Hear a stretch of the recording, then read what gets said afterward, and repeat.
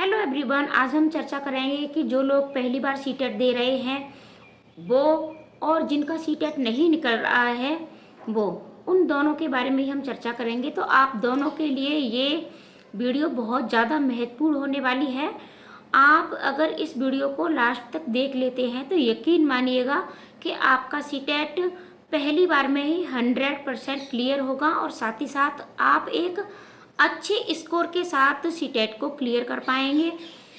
तो आप वीडियो को लास्ट तक अवश्य देखना, पूर्ण धैर्य के साथ देखना, बहुत ही ज़्यादा महत्वपूर्ण होने वाली है। और इसमें मैं जो ट्रिक और टिप्स बताऊंगी वो मैंने स्वयं फॉलो की है और साथ ही साथ जहाँ से प्रश्न सीटेट में आपके बनते ही बनते हैं तो सभी सब्जेक्टों के टॉपिकों के जो इम्पोर्टेंट टॉपिक हैं वो भी इसमें बताए जाएंगे। तो वीडियो आप लास्ट तक अवश्य देखना। Hello everyone, welcome to my YouTube channel. तो आज का हमारा टॉपिक है कि क्या बिना पढ़े हुए भी सीटेट पास हो सकता है। तो हाँ, अवश्य हो सकता है।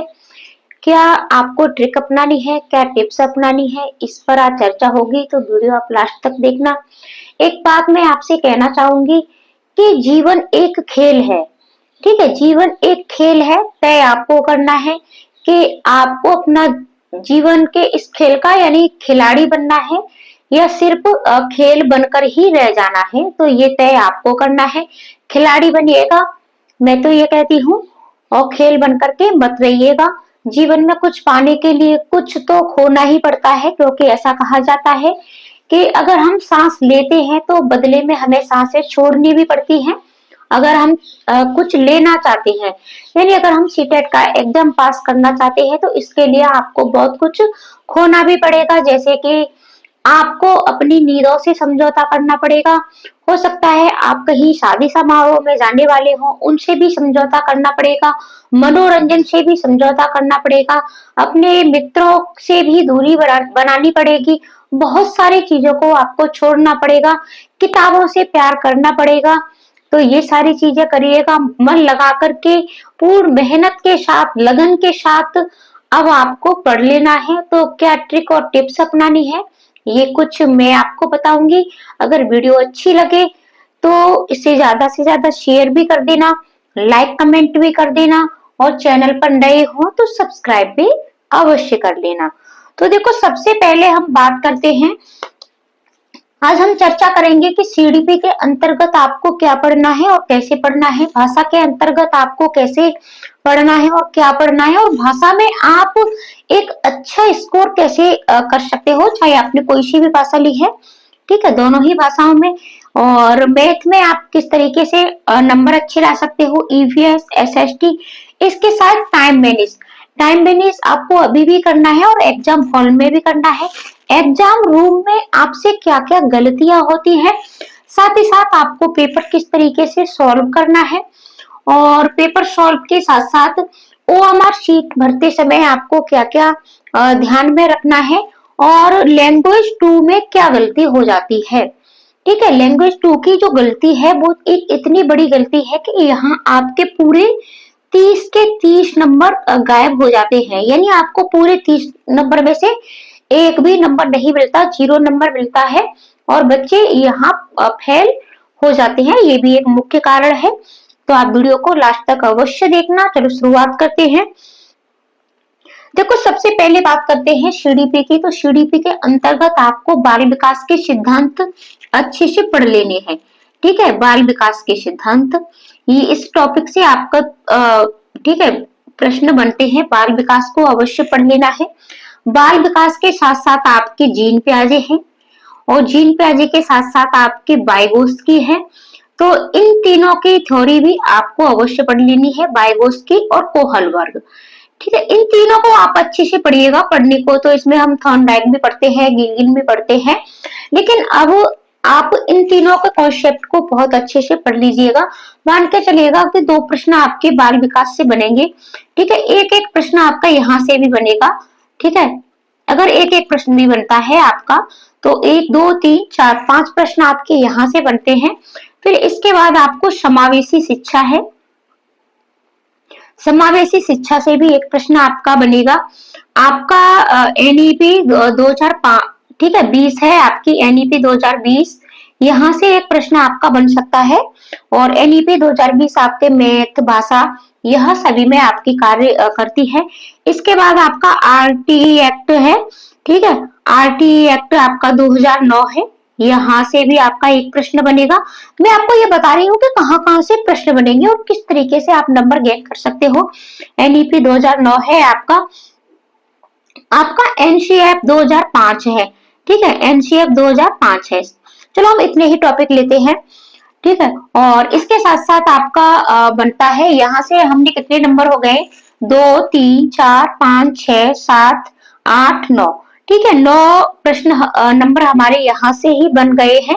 इसके साथ साथ आपके बनते हैं जेंडर से, ठीक है। जेंडर से प्रश्न आपके अवश्य पूछे जाते हैं। जेंडर रूढ़वादिता क्या है, तो यहाँ से प्रश्न सीटेट में प्रत्येक बार पूछा जाता है। आप कोई सा भी पीवाईक्यू ले लीजिएगा, प्रश्न आपका अवश्य पूछा जाएगा। तो एक प्रश्न आपका जेंडर से भी बनता है। देखो 10 प्रश्न तो आपके सीधे सीधे यहाँ से ही यही इन टॉपिकों से बनते हैं। आशा करती हूँ ये टॉपिक आपने पढ़ लिए होंगे। और सीडीपी इम्पोर्टेंट टॉपिक यानी किस किस टॉपिक से प्रश्न बनते हैं, इस पर वीडियो दी जा चुकी है और लिंक मैं डिस्क्रिप्शन में दे दूंगी।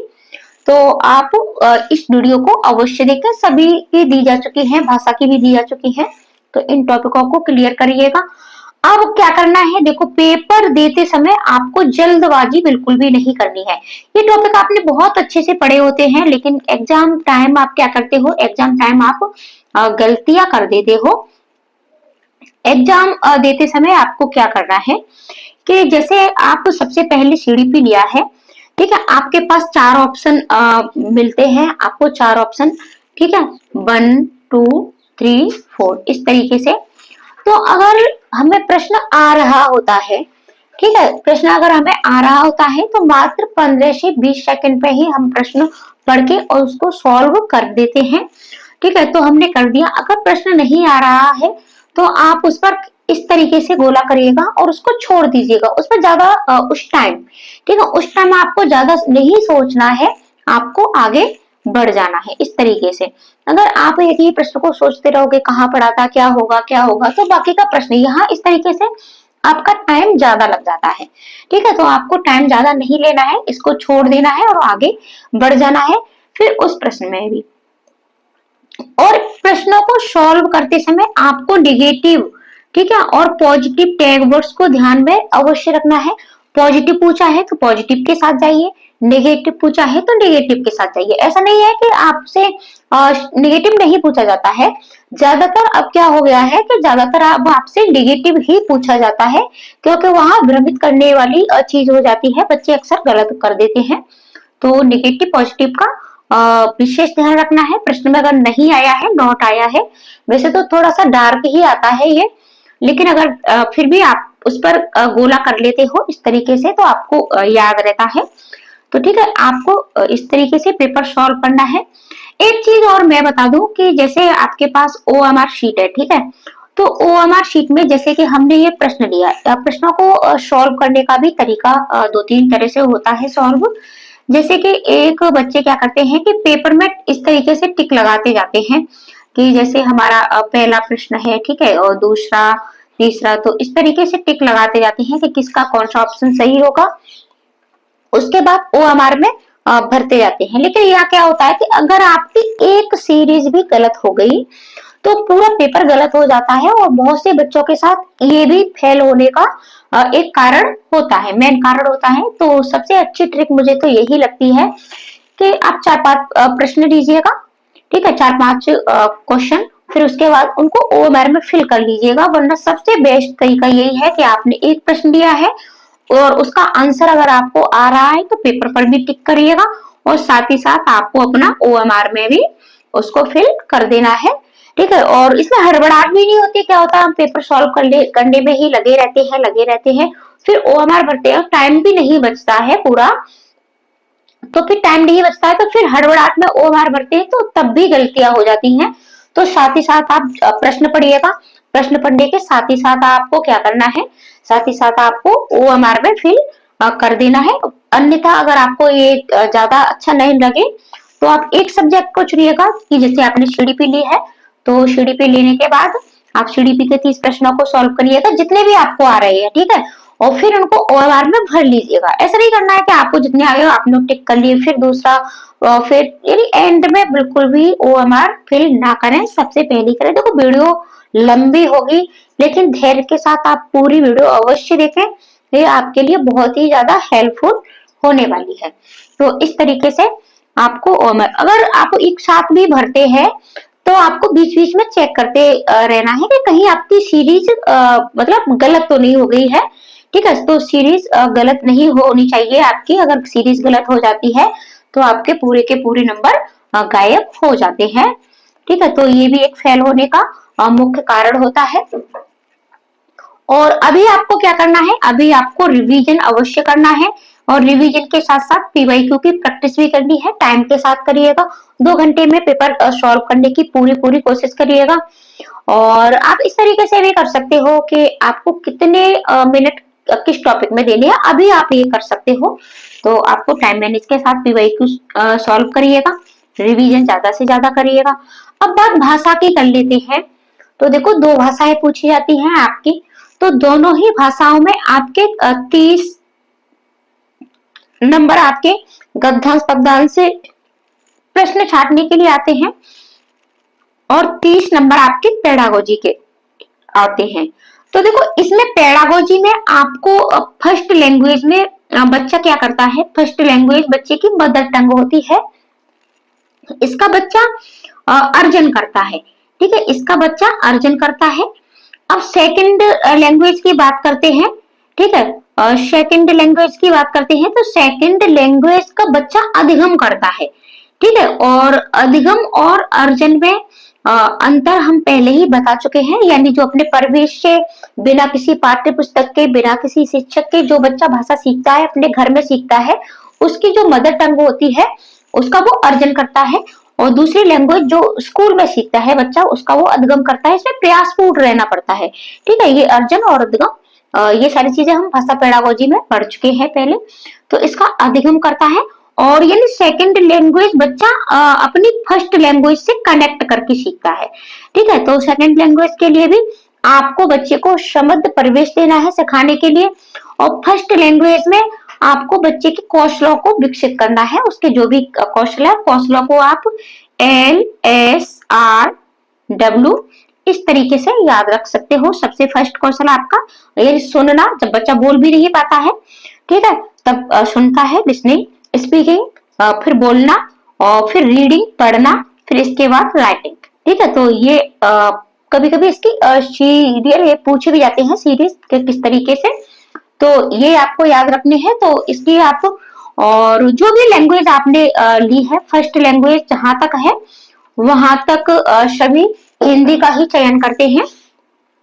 तो हिंदी पेडागोजी पर पकड़ बनाइएगा, और साथ ही साथ जो भी आपने सेकंड लैंग्वेज ली है, इंग्लिश ली है, संस्कृत ली है, उर्दू ली है, उस पर अपने आप पकड़ बन जाती है। और ये हम पहले भी बता चुके हैं कि ज्यादातर आपको संस्कृत का ही चुनाव करना चाहिए अगर आप फर्स्ट भाषा हिंदी लेते हो तब। ठीक है, और यहाँ आपको फर्स्ट लैंग्वेज में अगर आपने इंग्लिश ली है तो पोइम मिलेगी, और हिंदी ली है तो आपको कविता मिलेगी। तो उसको थोड़ा सा अर्थ के साथ पढ़ना है। ठीक है, अर्थ के साथ पढ़िएगा। और फिर अब बात कर लेते हैं ग्रामर बेस की।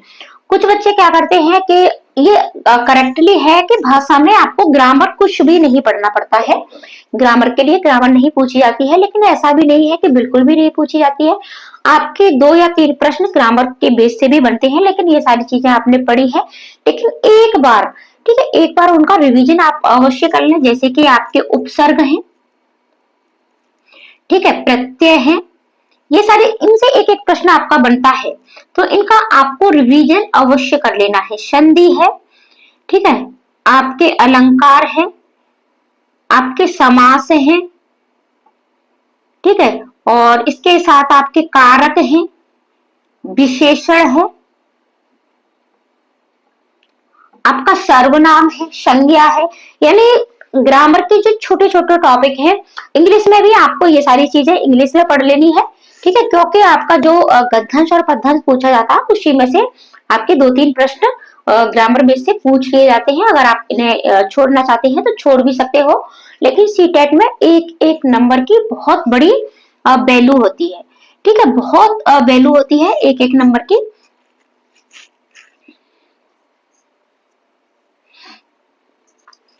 जो बच्चे 1 या 2 नंबर से फेल हो जाते हैं, आप उनसे जान सकते हो कि इसमें क्या वैल्यू है, तो ये करना है। अब बात करते हैं पेडागोजी की। तो पेडागोजी के लिए तो ये बात मैंने आपको बहुत बार बता दी है कि आपको टैग वर्ड्स पढ़ने हैं, साथ ही साथ कीवर्ड्स सीखने हैं। और वीडियो आपने अवश्य देख ली होगी, आशा करती हूँ। नहीं देखी है तो प्लेलिस्ट में जाकर के अवश्य देखें। अगर आप चाहते हैं कि सीटेट आपका पास हो तो टैग वर्ड्स और कीवर्ड्स की वीडियो आपको अवश्य देखनी है, और देखनी ही नहीं है, आपको उनको सीखना भी है। जब भी पीवाईक्यू सॉल्व करें, जब भी एग्जाम हॉल में आपको पेपर सॉल्व करना है, इन कीवर्ड्स को और टैग वर्ड्स को याद रखना है। आपका पेपर चुटकियों में सॉल्व अवश्य हो जाएगा। ठीक है, यही चीज मैथ की करते हैं। तो देखो, मैथ पेपर फर्स्ट की बात करें तो पेपर फर्स्ट में इतना हार्ड नहीं आता है, लेकिन पेपर 2 की बात करते हैं तो यहाँ आपका लेवल बढ़ जाता है। ठीक है, तो यहाँ आपको कॉन्सेप्ट क्लियर करने हैं, और यहाँ आपका मात्र पीवाईक्यू। ठीक है, अगर आप मैथ के 10 पीवाईक्यू अच्छे से प्रैक्टिस कर लेते हो तो आप मैथ में चाहे कितने भी वीक हो, ठीक है, फिर भी आप मैथ में, ठीक है, 15 से 20 नंबर आसानी से ला सकते हो। 15 से 20 नंबर। अब बात देखो भाषा की करते हैं। तो भाषा 2 लैंग्वेज है आपकी। लैंग्वेज में अगर आप इसकी भी प्रैक्टिस अच्छे से लगा लेते हो, आप प्रश्नों को छाट लेते हो, थोड़ी सी पेडागोजी पर पकड़ है, तो आपके 60 में से 50 नंबर आसानी से आ जाते हैं। ठीक है, अगर 50 नंबर आपके यहाँ से आते हैं और 10 नंबर आप मैथ में भी लेके आते हो, पेपर फर्स्ट की बात हो रही है। ठीक है, तो 50 नंबर और 10 नंबर आप मैथ में लेके आते हो तो 60 नंबर तो आपके यही हो गए। अब आपके पास क्या बचा? अब आपके पास ईवीएस बचा और सीडीपी बची। और सीडीपी और ईवीएस, इनमें भी आप 15-15 नंबर दोनों में ला सकते हो। तो ज्यादा टेंशन लेने की जरूरत नहीं है कि सीटेट नहीं होगा यार, हमारा नहीं होगा, हम अब कहाँ से पढ़े, हमारे नोट्स भी नहीं बने हैं, हमारा कुछ भी नहीं होने वाला। तो टेंशन फ्री होकर के आप इतना करिएगा। ठीक है, तो 15-15 नंबर आप यहाँ से दोनों में ला सकते हो। सिर्फ आपके मैथ और भाषा में ही 60 नंबर आप इन दोनों से ही गेन कर सकते हो। मात्र मैंने मैथ के 10 नंबर आपके लिए लिए हैं। ठीक है, 10 नंबर आप मैथ में ला सकते हो, 50 नंबर आप यहाँ ला सकते हो, 15 नंबर आप सीडीपी में आराम से लेके आ सकते हो। अब बात ईवीएस की करते हैं। तो ईवीएस में 15 नंबर तो आप बिना पढ़े हुए भी ला सकते हो, क्योंकि ईवीएस का जो कॉन्सेप्ट है वो आपने थीम, उप थीम, ये सारी चीजें अवश्य पढ़ ली होंगी। 15 नंबर आपके यहाँ से एनसीईआरटी से ही बनते हैं। ठीक है, एनसीईआरटी बुकों से बनते हैं 15 नंबर। तो एनसीईआरटी बुकों को अगर आपने अच्छे से पढ़ लिया है तो 15 में से 10 नंबर आप यहाँ ला सकते हो। और बात पेडागोजी की करते हैं तो टैग वर्ड्स सीखिएगा, कुछ इसके थीम, उप थीम और कॉन्सेप्ट है उनको क्लियर कर लिएगा। ईवीएस की भी जो इम्पोर्टेंट टॉपिक है उन पर वीडियो दी जा चुकी है, तो उनको एक बार देख के उन कॉन्सेप्ट को क्लियर कर लेते हो तो आप मान के चलिएगा कि यहाँ से भी आपके वैसे तो ईवीएस में बहुत अच्छे अच्छे नंबर आते हैं बच्चों के, 28, ठीक है, 29, इस तरीके से नंबर आते हैं। लेकिन आपने बिल्कुल भी नहीं पढ़ा है, जीरो आपकी पढ़ाई है, फिर भी आप ईवीएस में 20 नंबर आराम से लेके आ सकते हो। तो 20 नंबर आपके यहाँ से आ जाते हैं। अब बताइए, अब सीटेट पास करना कहाँ मुश्किल है? बिल्कुल भी मुश्किल नहीं है। पेपर फर्स्ट की बात करें, 15 नंबर आपके यहाँ हो गए, 50 ये हो गए, 10 ये हो गए और 20 ये हो गए। ठीक है, तो अब देखो 20, 30 और 40 नंबर तो यही हो गए आपके, 50, 90, ये 95 प्लस हो गए। आपको चाहिए कितने? 90 चाहिए। ठीक है, सिर्फ और सिर्फ आपको 90 नंबर ही चाहिए। अब बात कर लेते हैं एसएसटी की। ठीक है, तो एसएसटी और मैथ साइंस के लिए है एसएसटी की। तो देखो एसएसटी के लिए आपको क्या करना है? एसएसटी के लिए आपको जो भी आपके लास्ट के प्रश्न पत्र, जैसे कि आपका जनवरी ये 2024 का एक जनवरी में एग्जाम हुआ था और एक आपका जुलाई में हुआ था, यानी जे, इन दोनों को आपको ले लेना है, एसएसटी के लिए भी और साइंस और मैथ के लिए भी। ठीक है, फिर आपको यहाँ इनमें अपने टॉपिक देखने हैं कि किस टॉपिक से आपके कितने प्रश्न पूछे गए थे, जैसे कि हिस्ट्री से कितने प्रश्न आपके पूछे गए थे, ठीक है, पॉलिटी से कितने प्रश्न पूछे गए थे, और साथ ही साथ ज्योग्राफी से कितने प्रश्न पूछे गए थे। हिस्ट्री में भी मॉडर्न हिस्ट्री से कितने पूछे गए थे, एसेंट से कितने पूछे गए थे, तो इस तरीके से। और यही आपको ज्योग्राफी में भी देखना है कि किस टॉपिक से कितने प्रश्न, और यही साइंस वाले स्टूडेंट को भी करना है, आपको ये देख लेना है कि किस टॉपिक से आपके कितने प्रश्न बने थे, ठीक है। तो आप उस तरीके से उन चीजों पर ज्यादा फोकस कर लेते हो। मान के चलिएगा यहाँ भी आपको ज्यादा टेंशन लेने की जरूरत नहीं है। सेकंड पेपर में भी आपकी एसएसटी और मैथ साइंस 60 नंबर का बनता है, और 60 में से यहाँ आप 45 नंबर भी लेके आते हो। और फिर बात कर लेते हैं लैंग्वेज की। लैंग्वेज पर थोड़ा सा आपको ध्यान अवश्य दे लेना है।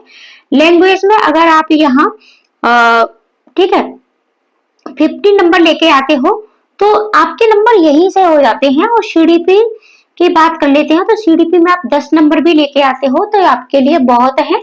तो ज्यादा टेंशन नहीं आपको लेनी है, आपका ये अच्छे से हो जाएगा। अब बात कर लेते हैं टाइम मैनेज की, ठीक है। तो टाइम मैनेज के लिए आपको अभी से टाइम मैनेज के साथ ही पीवाईक्यू की प्रैक्टिस कर लेनी है। तो पीवाईक्यू की प्रैक्टिस करें तो वो पूरे टाइम के साथ करें, 2 घंटे में आपको करनी है। और बात कर लेते हैं कि ठीक है एग्जाम हॉल की, ठीक है। एग्जाम रूम में आपको क्या करना है, तो एग्जाम रूम में आपको सबसे पहली और मेन चीज है कि आपको ज्यादा टेंशन नहीं लेनी है, बिल्कुल भी तनाव नहीं लेना है कि मेरा सीटेट नहीं होगा। आराम से बैठिएगा। और उसके बाद आपको ओएमआर में भरते समय गलती बिल्कुल भी नहीं करनी है, ठीक है। अगर आप यहाँ गलतियां कर देते हो तो फिर आपके पूरा पेपर ही खराब हो जाता है। ओएमआर कैसे फिल करेंगे इस पर वीडियो जल्दी ही मिलेगी आपको। लेकिन अगर आप ओएमआर भर रहे हैं, ठीक है, और आपसे कोई भी चीज आपको समझ में नहीं आती है तो गलत आपको नहीं भरना है। आप कक्ष निरीक्षक की सहायता ले सकते हैं और आपको अवश्य लेनी भी चाहिए, लेकिन गलत चीज नहीं भरनी है। आप उसे छोड़ सकते हो, आप बाद में कक्ष निरीक्षक जब आपको हेल्प करे तब आपको उसको भर देनी है। आप पहले से ही ओएमआर अपनी फिल करना अवश्य सीखें। अब बात कर लेते हैं पेपर सॉल्व कैसे करना है। तो पेपर सॉल्व वही आपको ट्रिक अपनानी है कि जो भी प्रश्न आपको सबसे पहले आ रहे हैं आप उन प्रश्नों को करिएगा, जो नहीं आ रहे हैं उन पर गोले करिएगा। फिर आप दोबारा से उन प्रश्नों को लीजिएगा, ठीक है। और तीसरी बार जो प्रश्न आपको बिल्कुल भी नहीं आ रहे हैं फिर आपको उनको करना है। साथ ही साथ प्रश्नों को साथ पढ़ने के साथ ही साथ ओएमआर में भी फिल करते जाइएगा, ठीक है। और आपको कोई भी प्रश्न छोड़ना नहीं है, क्योंकि आपकी निगेटिव मार्किंग बिल्कुल भी नहीं है। और जल्द ही आपको पेपर सॉल्व करने की ट्रिक मैं आपको बताऊंगी कि जब आपको प्रश्न नहीं आए, ठीक है, एग्जाम हॉल में, तब आपको क्या ट्रिक अपनानी है कि आपका प्रश्न बिल्कुल सही हो। इस पर भी वीडियो जल्दी मिल जाएगी। कोई भी प्रश्न आपको छोड़ना नहीं है, नेगेटिव मार्किंग नहीं है। पूरे 150 प्रश्नों को आपको सॉल्व अवश्य करना है, ओएमआर को बिल्कुल सही भरना है। अब बात कर लेते हैं लैंग्वेज 2 की। तो लैंग्वेज 2 में देखो गलती ऐसी होती है कि आपके पूरे 30 के 30 नंबर यहाँ गायब हो जाते हैं, यानी आपको 30 नंबर में से एक भी नंबर नहीं मिलता है, ठीक है, एक भी नंबर आपको नहीं मिलता है। तो अब ये गलती ये होती है कि आपके, ठीक है, बात कर लेते हैं प्रश्न कहां से शुरू होते हैं लैंग्वेज के। पेपर आपको 2 मिलता है, एक पेपर होता है आपका मेन, ठीक है, और एक आपका लैंग्वेज का पेपर होता है, ठीक है। एक आपका लैंग्वेज का मेन पेपर में आपके चाहे फर्स्ट हो पेपर चाहे सेकंड हो, आपको इसमें सीडीपी मिलेगी। सीडीपी के बाद पेपर फर्स्ट की बात करते हैं तो यहाँ आपको ईवीएस मिलेगी। ईवीएस के बाद आपका मैथ मिलेगा। फिर इसके बाद आपको लैंग्वेज फर्स्ट में, ठीक है, यहाँ आपको इंग्लिश मिलेगी। सबसे पहले आपको लैंग्वेज फर्स्ट में इंग्लिश मिलेगी। तो अगर आपने लैंग्वेज फर्स्ट में इंग्लिश ली है तब आपको ये यहाँ से करना है, ठीक है। 30 और 60 और 90 यानी 91 से आपको प्रश्न भाषा के मिलते हैं। तो 91 से आपको प्रश्न भाषा के मिलेंगे। चलो ये भाषा वाला टॉपिक हम अगली वीडियो में सॉल्व करेंगे। वीडियो बहुत लंबी हो रही है और आपको भी समझ में नहीं आएगा, ठीक है। तो लैंग्वेज पर वीडियो आपको अगली मिलेगी। आज के लिए इतना ही, तो मिलते हैं ऐसी ही अगली वीडियो में।